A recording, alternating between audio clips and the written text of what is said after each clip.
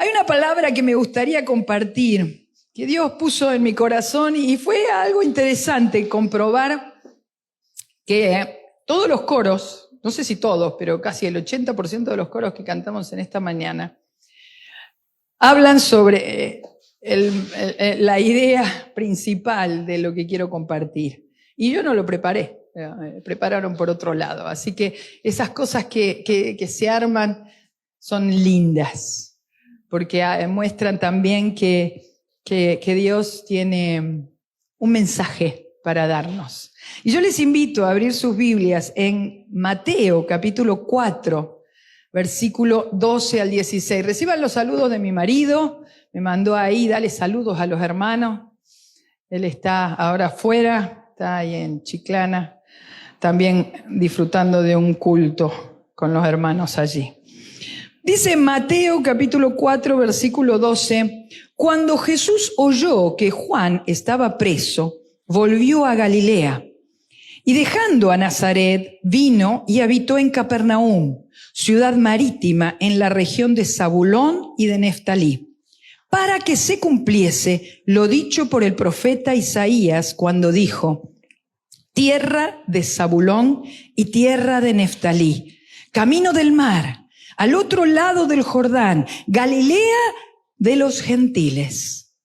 El pueblo asentado en tinieblas vio gran luz, y a los asentados en región de sombra de muerte, luz les resplandeció. Permítame repetirles este versículo 16. Dice, el pueblo asentado en tinieblas vio gran luz, y a los asentados en región de sombra de muerte, luz les resplandeció. En esta semana que pasó, hemos visto distintos textos en el grupo pastoral, en la Gavilla, ¿no? Y hubo en especial un texto que compartió el pastor la semana pasada. Está en Marcos capítulo 8, que se refiere a la alimentación de los 4.000. Y dice que Jesús tiene compasión de ellos, de la gente que llevaba varios días con ellos, 3 días exactamente, y no tenían qué comer. Y entonces no quería mandarlos de vuelta a su casa, porque posiblemente desmayarían en el camino, ¿no? Porque algunos habían venido de lejos, ¿no? Dice ahí la palabra. Entonces se los plantea a los discípulos, y en el versículo 4 los discípulos le responden, ¿de dónde podrá alguien saciar de pan a estos aquí en el desierto? Y a mí me llamó la atención profundamente cuando leí este texto, porque los discípulos y Jesús, los dos grupos estaban en el desierto. No es que los discípulos estaban en el desierto y Jesús estaba en otro lugar fantástico ahí con un catering, o un restaurante que proveía de todas las cosas, un camión ahí. No. Los dos estaban en las mismas circunstancias. Sin embargo, tenían una visión totalmente diferente de la situación. Los discípulos se enfocaban en las circunstancias que le rodeaban. Esta zona es desértica. No tenemos los medios, no tenemos los recursos para poder suplir esa necesidad. Es muy loable de tu parte, es muy fantástico, qué buen deseo que tiene Jesús, pero es imposible en estas circunstancias. Somos solamente 12, contigo 13, imposible. ¿De dónde sacamos? Y aun cuando tuviéramos dinero, ¿dónde compramos? Pero Jesús miraba otra cosa, miraba a la gente, miraba su necesidad. Y eso es lo que hizo prevalecer.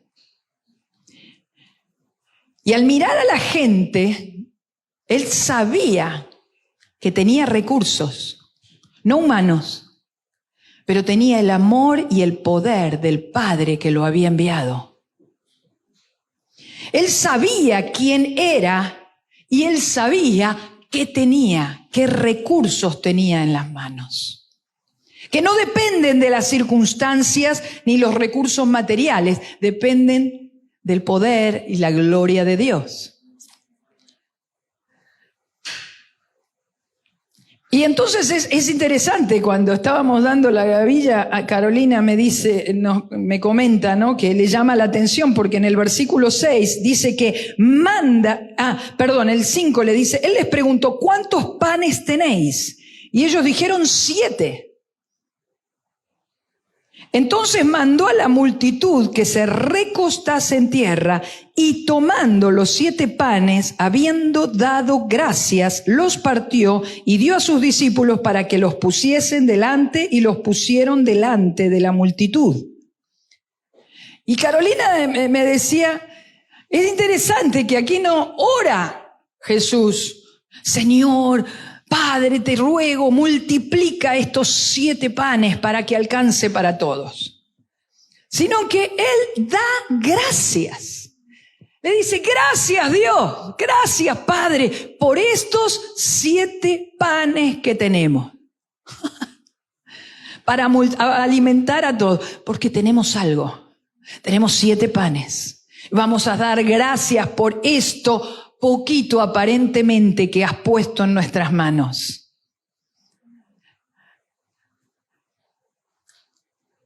Pero vamos a hacer un poquito de historia. ¿Cómo es que llega Jesús a moverse de esta manera? Jesús creció. Aquí dice, volvió, el pasaje de Mateo que leímos, dice que Jesús oyó que cuando Jesús oyó que Juan estaba preso, volvió a Galilea. Volvió. ¿Por qué? Porque Jesús había crecido en Galilea. 28 años por lo menos estuvo en toda esta región. Ahora, ¿qué era Galilea? Galilea era la zona despreciada o menospreciada por los judíos consagrados, religiosos, entregados. ¿Por qué? Porque Galilea era a Galilea de los gentiles. Y si hay judíos en esa zona, son judíos que se mezclan. Son mezclados. No son puros como nosotros, no son consagrados, no son entregados como nosotros los del sur. Es Galilea allí en el borde, al costado, allá atrás, del otro lado de los samaritanos. Era tierra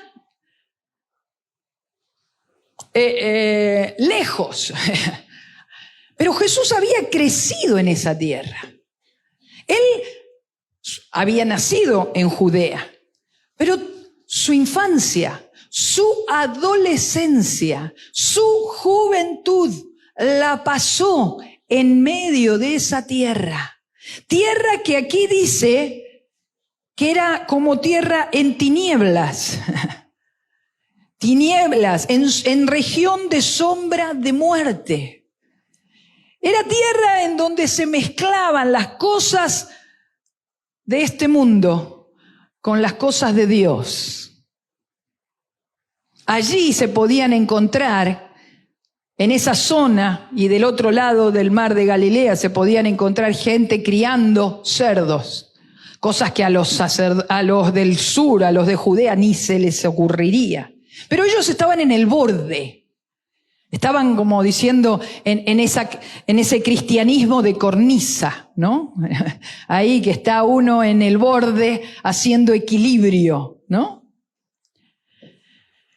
Y Jesús crece allí y después, cuando llega a tener sus 30 años, Él va y se bautiza. Y el bautismo de Jesús, Él ya estaba caminando en los caminos de Dios, estaba buscando a Dios, etcétera, etcétera. Pero cuando se bautiza es un momento crucial porque Él está entrando en el plan de Dios. para su vida. Recordemos que Jesús es 100% humano, no era un demiurgo, ¿no? O un semidios que tiene conciencia, yo soy Dios y estoy moviendo. No usó sus atributos divinos. Él era perfectamente hombre. Y él, leyendo las Escrituras, Dios le fue hablando como nos habla a cada uno de nosotros. Y él entró entonces en el plan de Dios y decide someterse bajo el señorío de Dios, y después, y ahí recibe la voz del cielo que le dice: este es mi Hijo amado en quien tengo complacencia. Y el capítulo 4 de Mateo empieza diciendo: entonces Jesús fue llevado por el Espíritu al desierto. Al desierto. Y estuvo allí 40 días en el desierto. Allí estaba el diablo rondándole más de una vez. No era un demonio, no era un subalterno, era el mismo diablo que se presentó ahí, y ahí lo estaba rondando. Y hoy lo tentaba de una manera y mañana lo tentaba de la otra. La Biblia nos resume las tentaciones de Jesús, y ustedes lo pueden leer allí. Pero una cosa que me interesa y que me llama profundamente la atención, que a pesar de que él estaba en esa zona de desierto, el desierto no lo limitó a Jesús, no lo condicionó a Jesús. Jesús no se volvió atrás de la decisión. ¿Por qué? Porque estoy aquí en el desierto, y es porque me está tentando el diablo, y porque esto y porque aquello. No, al contrario, el desierto profundizó la relación que tenía Jesús con su Padre. Allí habrá recibido revelación, allí tuvo comunión con Dios. El desierto, muchas veces nosotros pensamos, es que las circunstancias a mi alrededor son tan difíciles, yo vivo como en un desierto, y este desierto que me rodea me condiciona constantemente. Y entonces estoy de mal humor, estoy triste, estoy agobiada, estoy frustrada, estoy mal. ¿Por qué? Por culpa de todo este desierto y todos los problemas y todas las situaciones adversas que tengo que enfrentar. Sin embargo, a Jesús no lo limitó crecer en Galilea. A Jesús no lo limitó el desierto.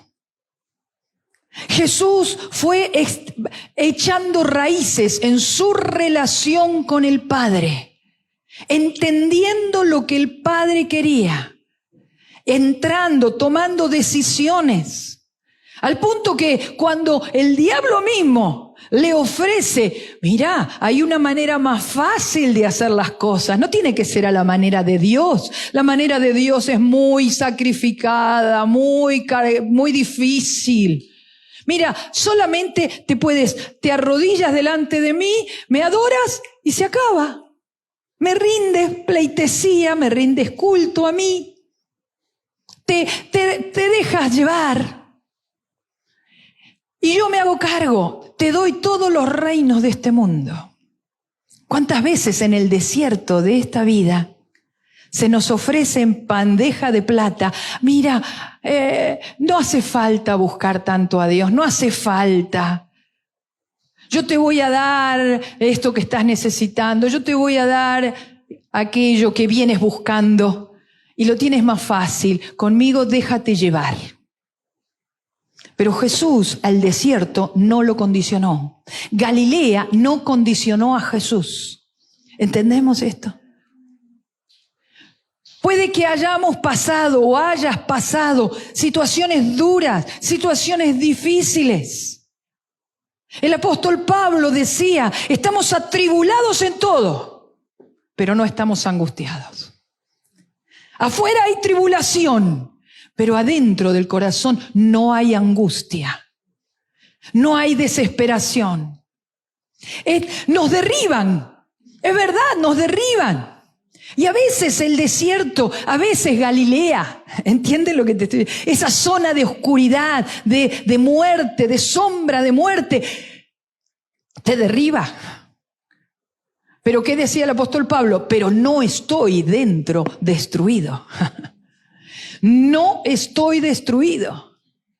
Al contrario, parece que no tengo nada, pero estoy enriqueciendo a todo el mundo. Solo tengo 7 panes en medio del desierto, pero alimento a 4,000 hombres, sin contar las mujeres y los niños. ¿Me sigue?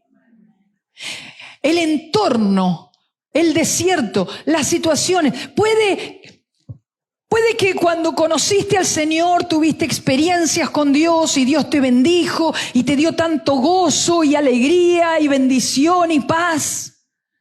Y después vinieron tiempos difíciles, tiempos de desafío, tiempos que no fueron fáciles. Que has enfrentado enfermedades, luchas, trabajos, problemas, desafíos de todo tipo. Tribulación, ¿no? Sacudones. Pero la pregunta es, ¿nos hace mella el desierto?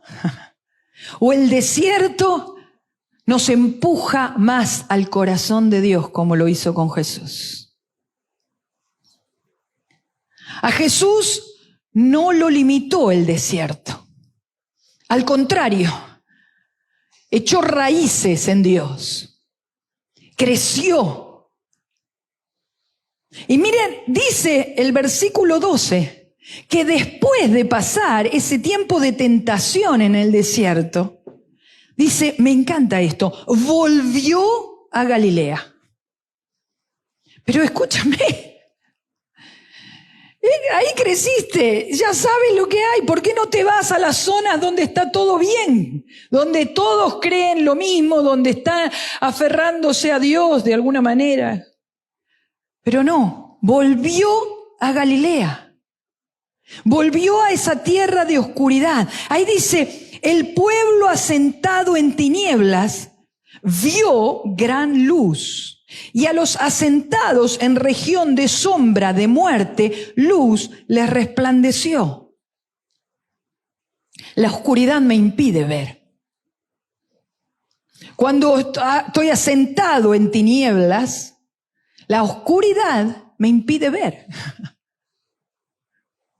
A veces la oscuridad no es ambiental. A veces la oscuridad es condicionada por mí mismo. A mí me pasa, ustedes ven, yo tengo gafas, y si yo me quito las gafas, ya aquí veo borroso. Así que ya no les digo a ustedes cómo los veo. Pero yo tengo otras gafas que son de sol y también están graduadas. Y son negras, ¿no? Entonces, más de una vez estoy conduciendo y me pongo las gafas de sol y pongo en su cajita estas gafas. Y entonces después me bajo del coche rápido para entrar en la casa y entro a la casa con las gafas de sol. Y está todo oscuro. Y no veo nada. Y ahí me doy cuenta que tengo un filtro puesto. Un filtro que me impide ver con claridad. A veces el dolor, la impotencia, la frustración de años de lucha, de cargas, son como esos filtros que nos ponemos.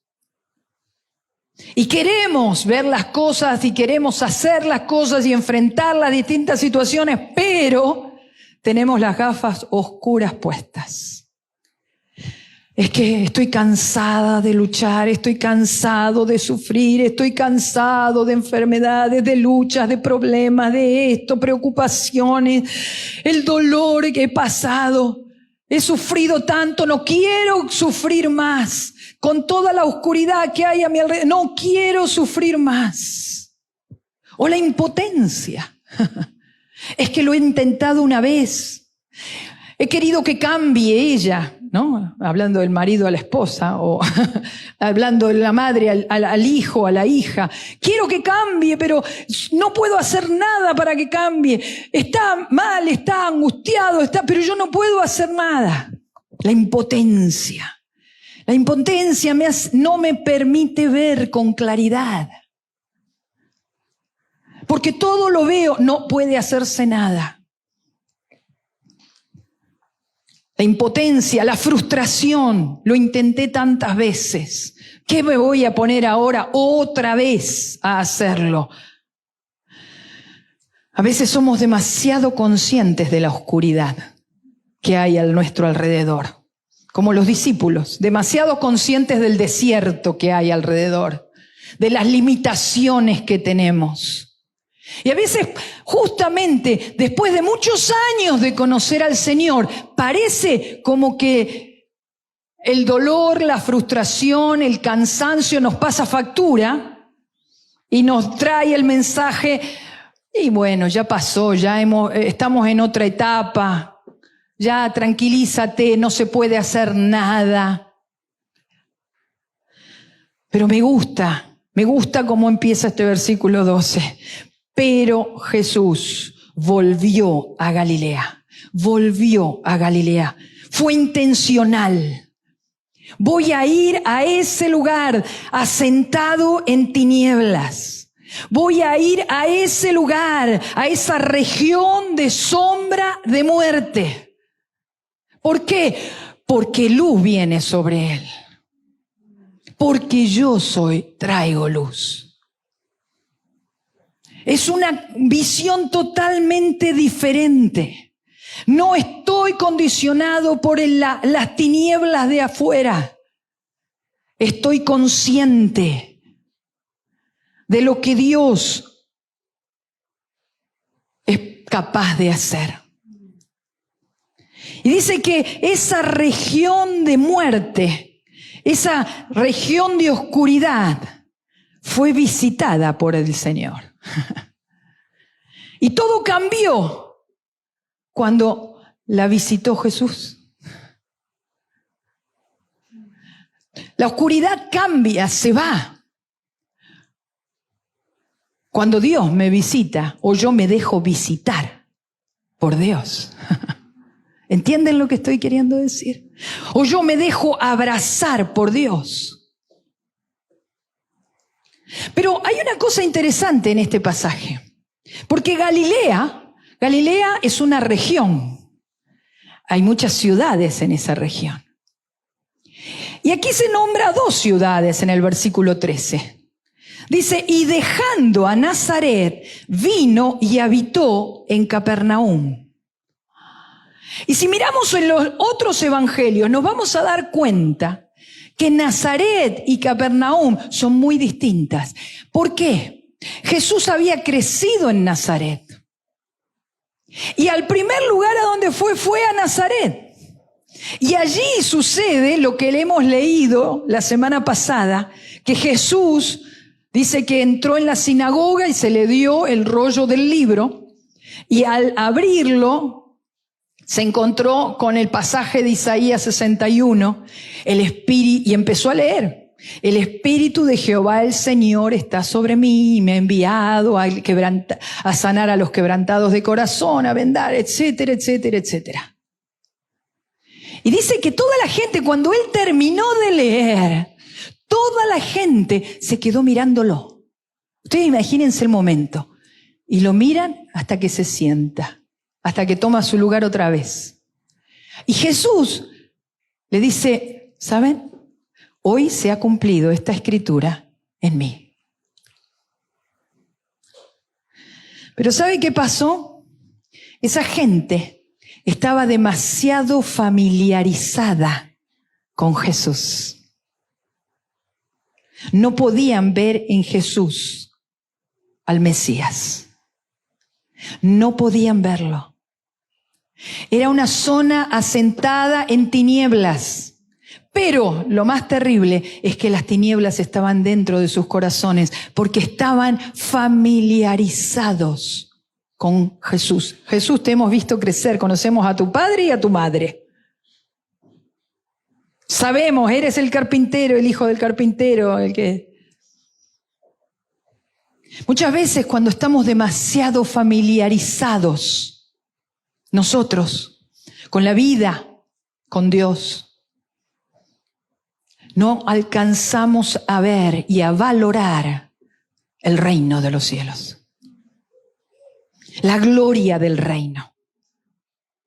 Estamos familiarizados con los cantos, estamos familiarizados con la lectura de la palabra, con la Biblia, con las oraciones, estamos familiarizados con nuestras rutinas evangélicas y perdemos la connotación de gloria que envuelve al mensaje del evangelio. Y que es no lo envuelve, es la raíz, es la esencia del evangelio. ¿Lo entendemos? El mensaje, ese mismo mensaje lo recibe Capernaum y lo recibe totalmente diferente.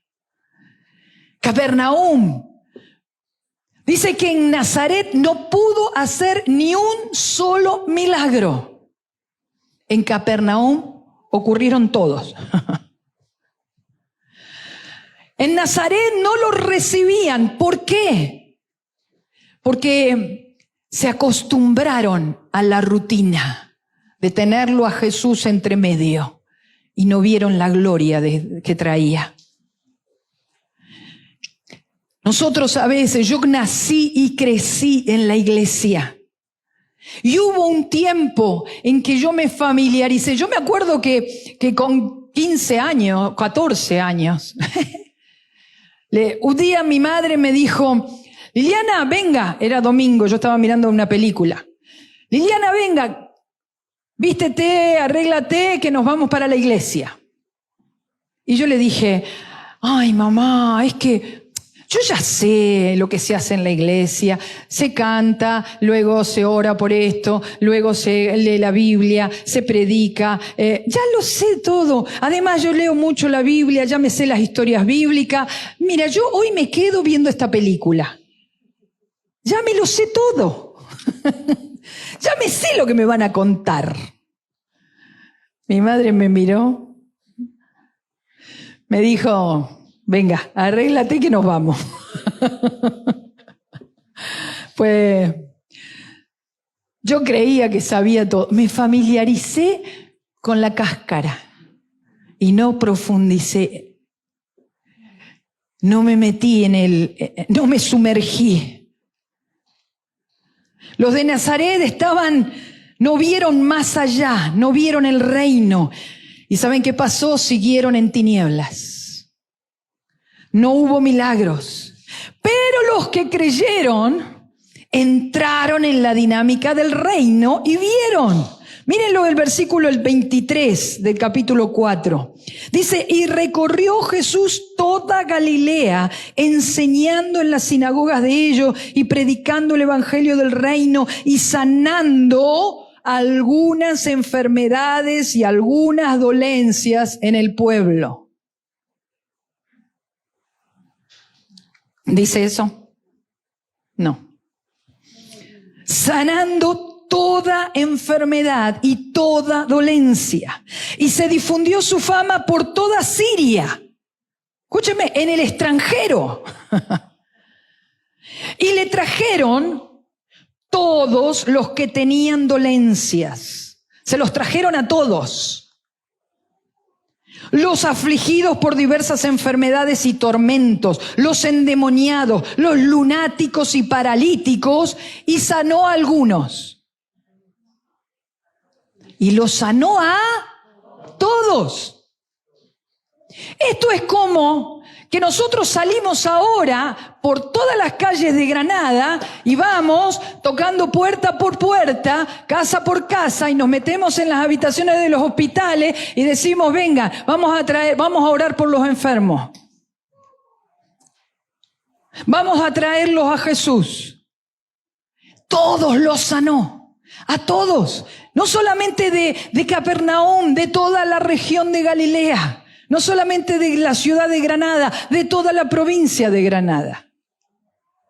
Yo les contaba ayer a los hermanos.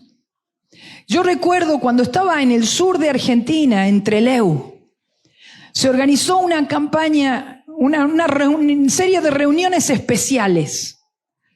Y Dios empezó a moverse con milagros de una manera tremenda. A tal punto que los pueblos están de distancia entre un pueblo y otro. A veces hay, 300 kilómetros de distancia. Y resulta que se mandaban a las 9:30 de la mañana, se mandaban noticias por la radio. No había, ya les digo, en el Paleolítico no había móviles ni nada de eso. Entonces no había otra forma de comunicarse solamente por la radio. Entonces había un programa que uno mandaba, ¿no? Un mensaje, y de pronto empezábamos a escuchar a las 9:30 de la mañana mensajes de este estilo. Tía, tráelo al tío, a Trelew, que hay una reunión especial y para que Dios lo sane. Y después escuchábamos otro mensaje igual y otro. En un pueblo de 50.000 habitantes, 70.000 personas pasaron en total, en todos los días de reunión por ese lugar. Eso salió en los periódicos, porque venían de todas las regiones de alrededor. Y Dios, desde entonces, desde la época de Jesús y desde la época del Paleolítico, cuando sucedieron estas cosas conmigo, porque yo las presencié, ha cambiado. Y ahora no hace tantos milagros. No interviene en la vida de la gente. Menos mal que no pillé a nadie. Dice amén, dice. A veces nos pasa, ¿no? Dios es el mismo. El desierto a nuestro alrededor. Hemos pasado un año de pandemia, 1 año y algo. Y seguimos todavía con todas las secuelas y hay muchas necesidades y muchas enfermedades, pero Dios sigue siendo el mismo. Anoche estábamos con unas hermanas allí y una de ellas contó, en un momento determinado, ella tenía que a someterse a una operación. Y Marisa estuvo orando por ella y reprendió todo espíritu de muerte. Entonces ella, antes de entrar a ser operada, estaba en la silla de ruedas y entonces allí se puso a orar. Y entonces se le apareció el médico que la iba a operar a ella. Y entonces le dice, ¿qué estás haciendo? Estoy orando, estoy hablando con Dios. Yo soy ateo, yo no creo en Dios. Y se fue. Y se puso a orar ahí, poniendo su vida en las manos de Dios. Vino la operación. Y cuando terminó la operación, el mismo médico le dijo, yo no creía, pero yo te he visto muerta allí. Y con el anestesista no queríamos ir a darle a tu madre la noticia y dijimos, vamos a ponerle las planchas por 3ª vez, pero simplemente para pasar el tiempo, porque no queríamos salir, porque ya lo habíamos hecho 2 veces y no habías reaccionado, estabas muerta. Y te pusimos una 3ª vez y ahora estás viva. Yo quiero el Dios que tú tienes. La luz en las tinieblas resplandece. La luz en las tinieblas resplandece. Jesús y los discípulos estaban en el mismo lugar, estaban en el desierto, pero Jesús se enfocó en la gente, en la necesidad, y la región desolada vio milagros. Y la región desolada fue bendecida. La región de sombras de muerte vio una gran luz. Hay personas que son como esa región. Hay lugares de trabajo, hay familias, hay adolescentes, hay niños que están en esa oscuridad y que necesitan ver la luz. La Biblia nos dice en Filipenses capítulo 2, versículo 12 al 16, que nosotros somos luminares en el mundo, luces en medio de las tinieblas. De hecho, Jesús mismo dijo, vosotros sois la luz del mundo. Así que no esperemos que la luz esté afuera. Nosotros somos la luz. Amén. Dice en el versículo 12, por tanto, amados míos, como siempre habéis obedecido, no como en mi presencia solamente, sino mucho más ahora en mi ausencia, ocupaos en vuestra salvación con temor y temblor, porque Dios es el que en vosotros produce así el querer como el hacer por su buena voluntad. Haced todo sin murmuraciones y contiendas, para que seáis irreprensibles y sencillos hijos de Dios, sin mancha, en medio de una generación maligna y perversa, en medio de la cual resplandecéis como luminares en el mundo, asidos de la palabra de vida, para que en el día de Cristo yo pueda gloriarme de que no he corrido en vano, ni en vano he trabajado. Este texto es muy rico de muchas cosas, pero quisiera puntualizar dos específicamente. En el versículo 12 dice, ocupaos en vuestra salvación con temor y temblor. Ocupaos en vuestra salvación. ¿Sabe lo que quiere decir esa frase? No dejes que la luz se te apague. Ocúpate en esa salvación. No te preocupes, porque no hay que preocuparse, hay que ocuparse. No dejes que la luz se te apague. Ocúpate constantemente, cuida que te mantenga encendida. ¿Sabes por qué? Porque si se mantiene encendida, Dios va a producir en ti el querer como el hacer. ¡Aleluya! Yo pensé que, como decía el pastor antes, no, iban a saltar, iban a, ¡qué bien! ¡Gloria a Dios! Hoy lo echamos de menos al pastor, ¿no? Bueno, a ver cuando venga. Yo les gano, yo un poquito más. Bueno, pero eso es otro punto. Ocupaos, no dejen que la luz se apague. Si se me apaga la luz, no tengo ganas de nada y no voy a poder hacer nada. Si se me apaga la conciencia de la salvación tan grande que Dios me ha dado. Si Dios ya me ha sanado tantas veces. ¿Cuántos recibieron sanidad, milagros? ¿Alguna vez en su vida?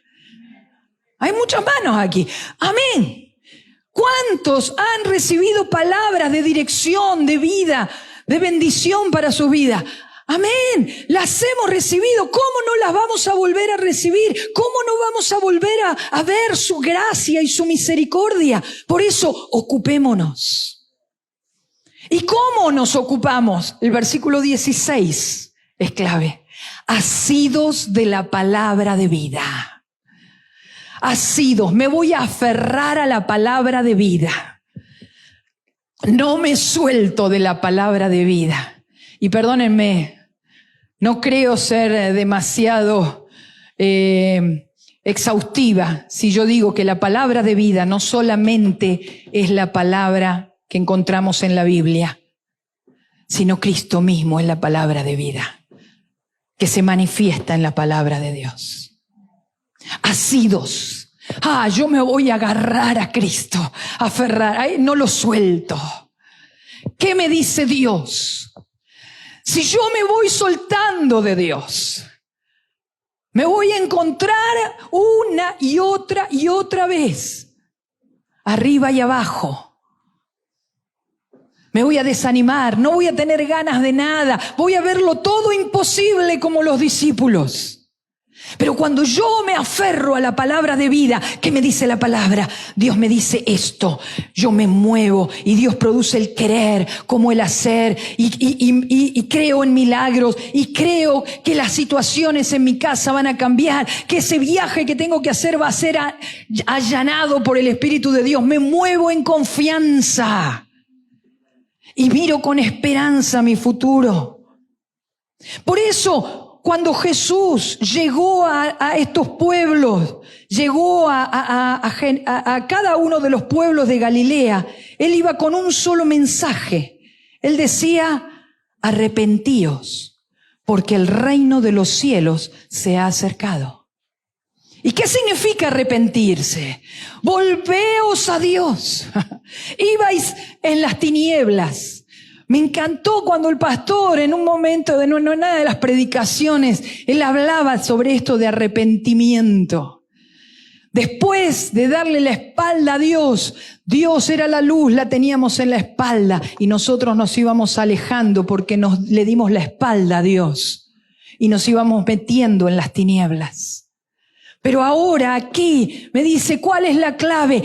Arrepentíos, volveos a Dios. Ahora de cara a Dios, asidos de la palabra de Dios. Cuando yo me aferro a su palabra, me aferro a Jesucristo, paso tiempos con Él en oración, en comunión con la iglesia. Cuando yo echo raíces en Dios, entonces todo lo puedo en Cristo que me fortalece. El apóstol Pablo estaba en la cárcel y le escribe a los filipenses, gozaos en el Señor.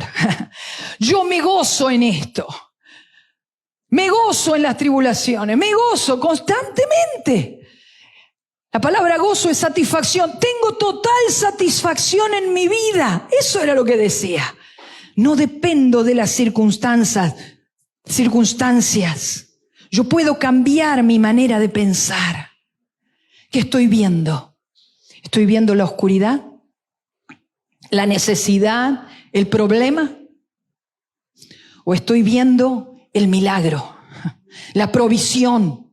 ¿Estoy viendo la esperanza? ¿Estoy de cara a la luz? ¿Qué hay? ¿Cómo me estoy moviendo?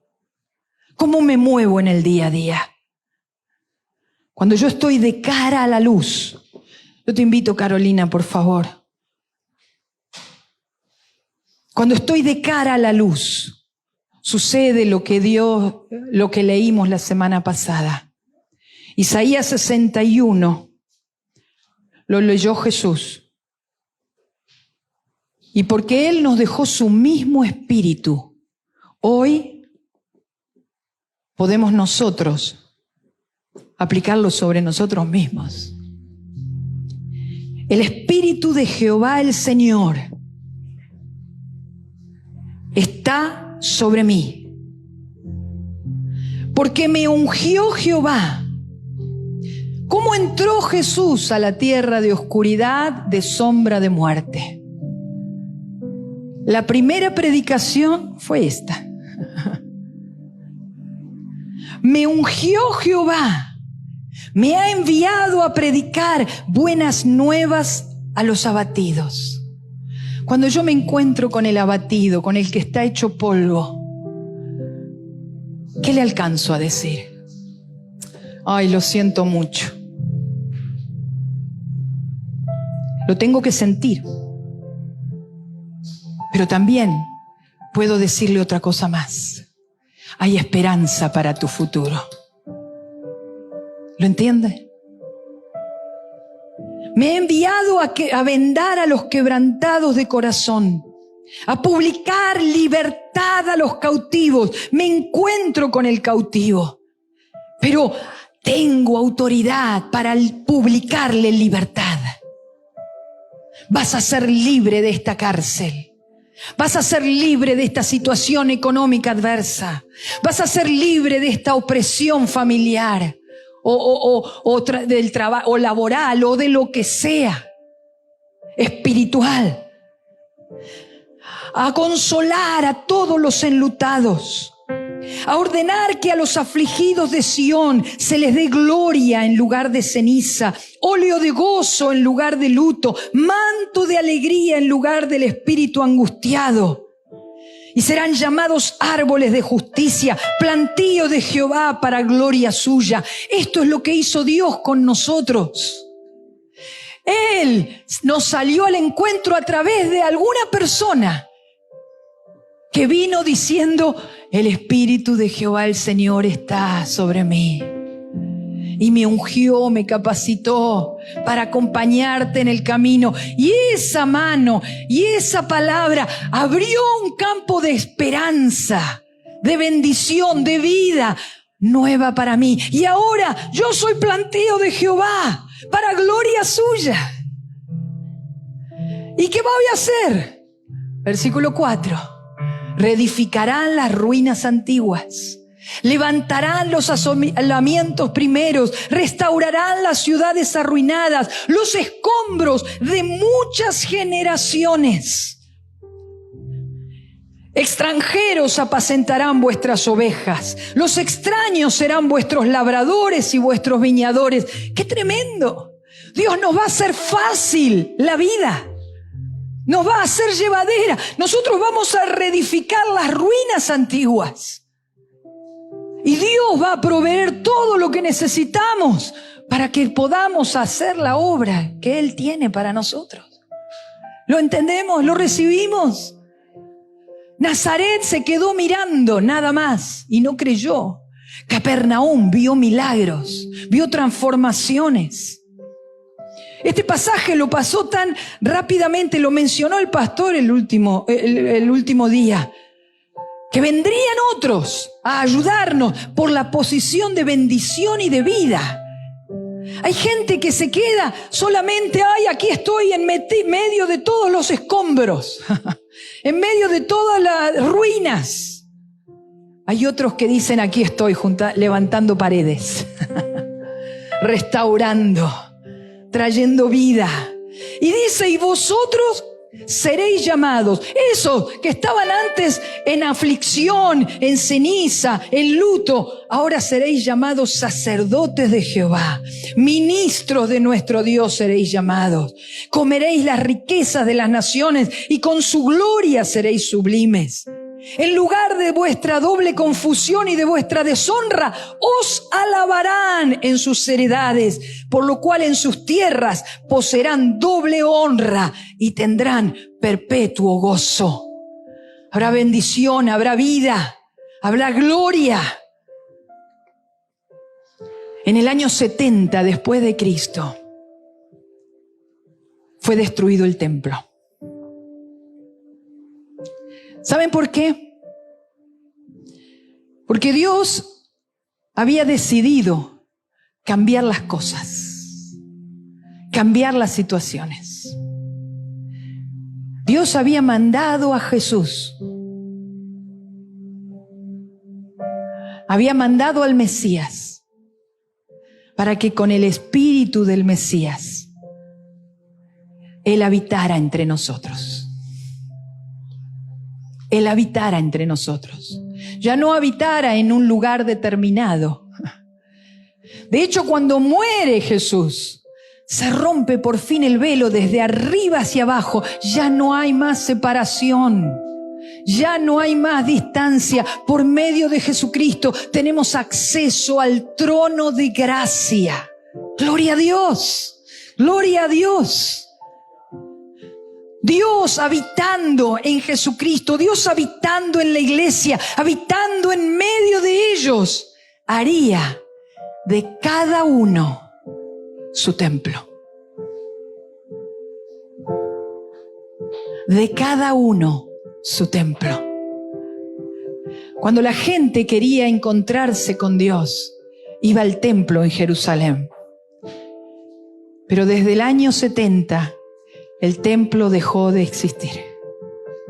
Ahora, cada persona que se pone en las manos de Dios y le cree, se transforma en un templo del Dios vivo. Y la gente puede encontrar a ese Dios en mi vida, en mis palabras, en mis actos, en mis oraciones. Puede encontrar esas respuestas. Pedro y Juan vivían y habían crecido y eran pescadores en la tierra de sombra y de muerte. Pero un día vino Jesús y les dijo, síganme. Y Pedro y Juan estuvieron con Jesús. Y en un momento determinado, cuando ya Jesús se había ido, se van al templo a orar y encuentran a un mendigo, paralítico de nacimiento. ¿Y qué le dicen? No tengo plata, no tengo oro, pero lo que tengo te doy. ¿Qué tienes? ¿Qué tienes? ¿Qué tienes? ¿Tienes 7 panes? Dale gracias a Dios por los 7 panes. ¿Qué tienes? Pedro y Juan, no tengo plata ni oro, pero lo que tengo te doy. En el nombre de Jesús de Nazaret, levántate y anda. Y ese hombre se levantó y anduvo. Dios quiere hacer milagros a través de cada uno de nosotros. Que nos metamos en las regiones de muerte y de sombra y que Dios se glorifique. Cuando los sacerdotes y los religiosos confrontaron a Pedro y a Juan y le dijeron, no hablen más en ese nombre. ¿Qué le dijo Pedro y Juan? No podemos dejar de decir lo que hemos visto y oído. Miren, los cotilleos vuelan, corren, ¿no? Tengo una buena noticia, enseguida se la comparto a todo el mundo. No nos familiaricemos tanto con la buena noticia que hemos tenido y que hemos recibido, de modo que nos acostumbramos a estar bendecidos, nos acostumbramos a estar guardados. Dios ha hecho maravillas, hemos visto sus milagros y Él quiere derramar gloria a través de nuestras vidas. Él no nos pide que seamos fuente, Él solamente nos pide que seamos canales, que nos apoyemos en Él y que dejemos que su gracia, que su gloria fluya a través de nuestras vidas. Y cuando su gloria fluye, el agua que bendice a los demás nos moja también a nosotros. Nos llena de gozo, nos llena de paz, nos llena de esperanza, nos llena de ilusión y nos animamos y nos hacemos adictos. Adictos a su gloria, adictos a sus milagros, adictos a su presencia. Yo le invito a ponerse de pie junto conmigo. Vamos a orar. Vamos a decirle, Dios mío, aquí estoy yo. Dios nos quiere visitar. Dios quiere visitar nuestras ciudades, nuestros lugares de trabajo. Dios quiere visitar nuestras familias. Dios quiere visitarnos. ¿Queremos nosotros que Él nos visite? ¿Queremos nosotros que Él nos abrace? Un día un leproso le dijo a Jesús, si quieres puedes limpiarme. Y Jesús lo sanó. Y después de sanarlo, le dijo, no digas nada a nadie. Preséntate a los sacerdotes. No digas nada a nadie. ¿Y qué hizo él? Se fue corriendo y se lo dijo a todo el mundo. Estaba aislado de la sociedad por mi lepra y ahora puedo estar con todos. La mujer samaritana se fue a buscar un cántaro de agua a las 12 del mediodía porque en el rayo del sol nadie quería ir a buscar agua. Entonces así se aseguraba, no me cruzo con nadie, no me encuentro con nadie.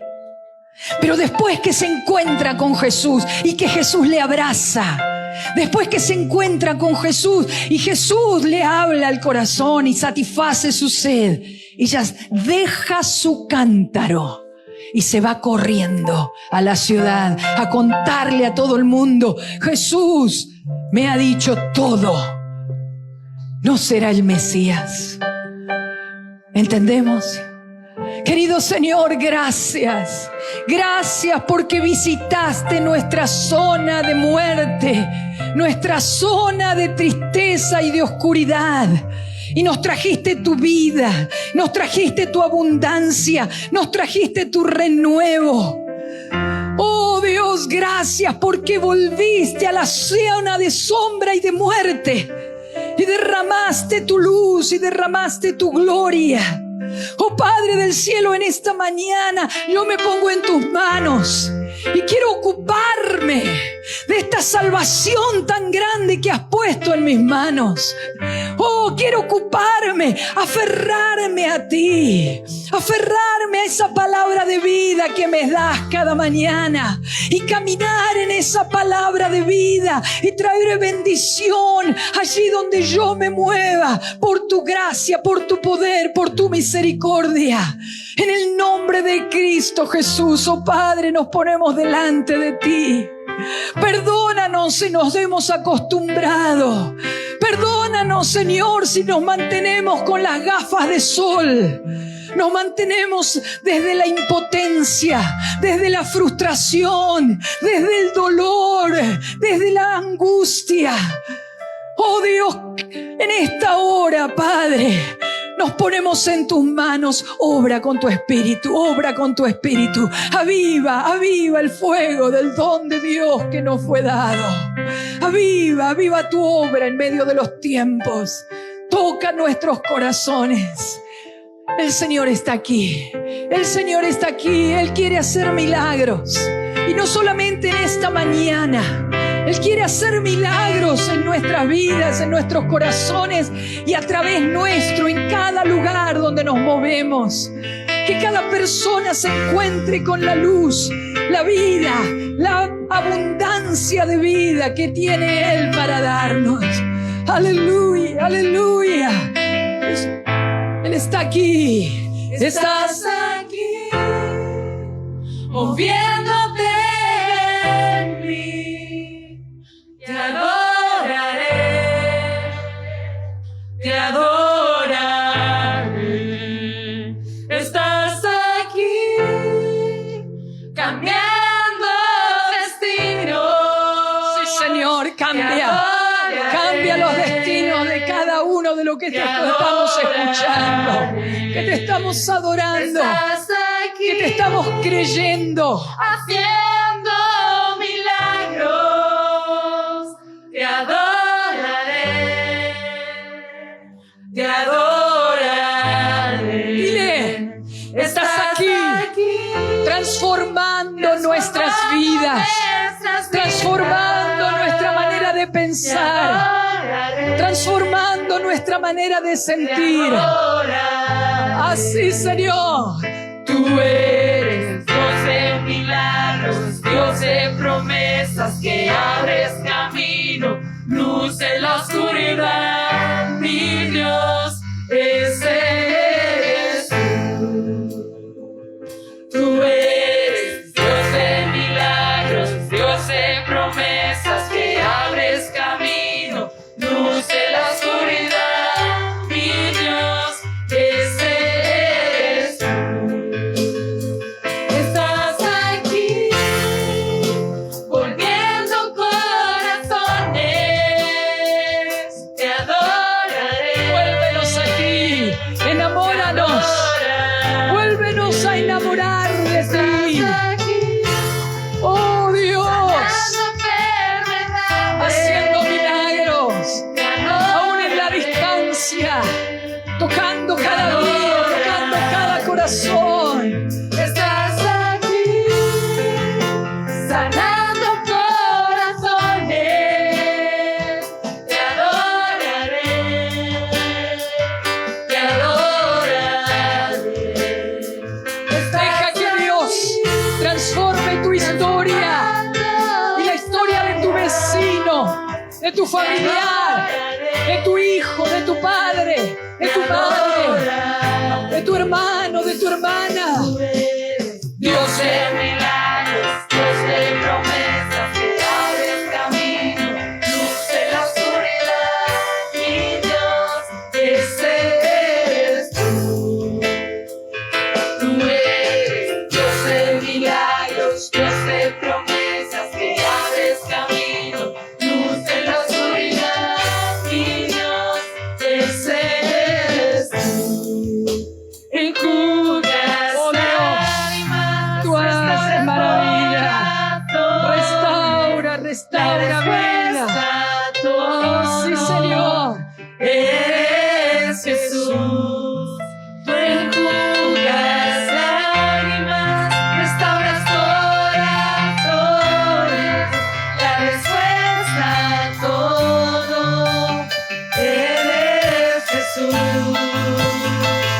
Tú eres Dios de milagros, Dios de promesas, que abres camino, luz en la oscuridad, mi Dios, ese eres tú.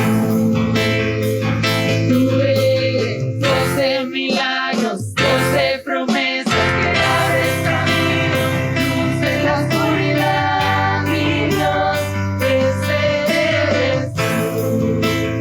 Ese eres tú.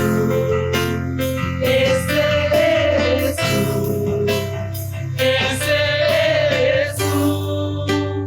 Ese eres tú. Aleluya, aleluya, ese eres tú, Dios de milagros, Dios que hace maravillas, Dios que no cambia, Dios que extiende su mano con poder, Dios que restaura nuestro presente y nuestro futuro, cambia totalmente.